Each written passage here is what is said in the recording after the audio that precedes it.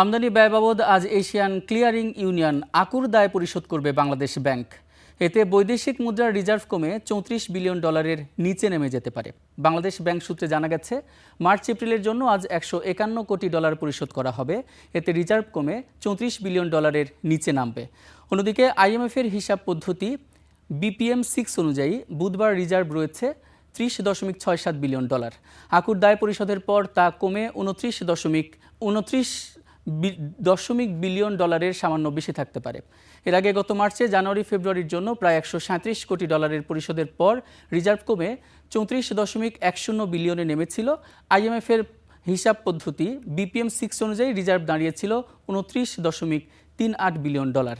বাংলাদেশ ব্যাংকের তথ্য অনুযায়ী চলতি অর্থবছরের শুরু থেকে গত ৫ মে পর্যন্ত প্রবাসীরা ২,৯৯৫ কোটি ডলার পাঠিয়েছেন। গত অর্থবছরের চেয়ে প্রায় ২৭% প্রবৃদ্ধির পর এই উচ্চ প্রবাহ ডলার বাজারে স্বস্তি দিয়েছে।